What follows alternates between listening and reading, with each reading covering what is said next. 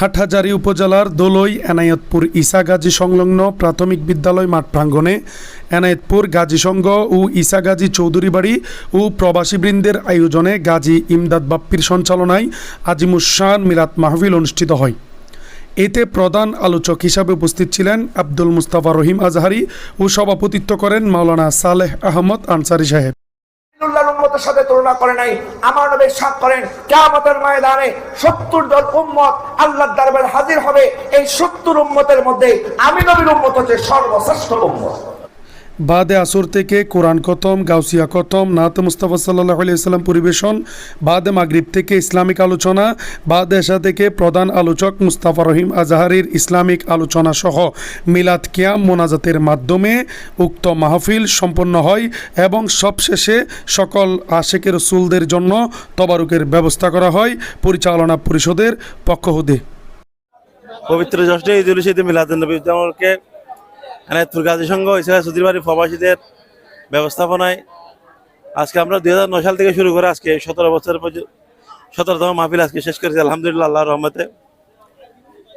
আমি আমাদের যেভাবে প্রবাসীরা সহযোগিতা করেছেন বিগত দিনে, আমি আশা করব আগামী দিনেও আমরা প্রবাসীদের কাছ থেকে সহযোগিতা পাবো। বিশেষ করে এই মাহফিল আমাদের বাড়ির প্রবাসীদের ব্যবস্থাপনায় তাদের যে সার্বিক সহযোগিতা, আমাদের এই গাজী সংঘের সদস্যদের শুধুমাত্র পরিশ্রম, আর্থিক যে আমাদের প্রায় 90% টাকা প্রবাসীদের কাছ থেকে আসে এবং এই মাহফিল আমরা আশা রাখবো আমাদের ভবিষ্যৎ প্রজন্ম চালিয়ে যাবে। আমি সবার কাছে দোয়া চাচ্ছি যাতে ভবিষ্যতে এই মাহফিল আরো সুন্দর করে বিশাল আকারে করতে পারি, এই আশাবাদ ব্যক্ত করছি।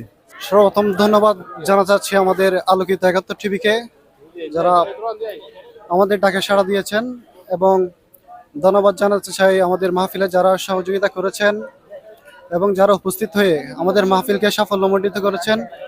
সবাইকে আমাদের মাহফিল ইন্তেজামিয়া কমিটির পক্ষ থেকে ধন্যবাদ জানাচ্ছি।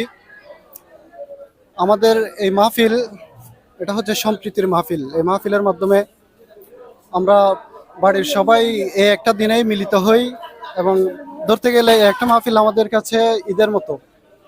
এখানে পুরো মাহফিলের আমাদের মা বোনরা যারা আছে বাড়ির সবাই আসে এবং এই সম্প্রীতিটা জারি থাকুক এবং আমাদের মাহফিল যেন প্রত্যেক বছর জারি থাকে এবং আগামী বছর যেন আরো জাঁকজমকভাবে করতে পারি, সেই আবেদন সবার কাছে দোয়া চেয়ে আমার এই সংক্ষিপ্ত বক্তব্য এখানে শেষ হচ্ছে। আসসালামু আলাইকুম। করে দাও আল্লাহ, আমাদের মা বোনদের গুনাহ খাতা মাফ করে দাও।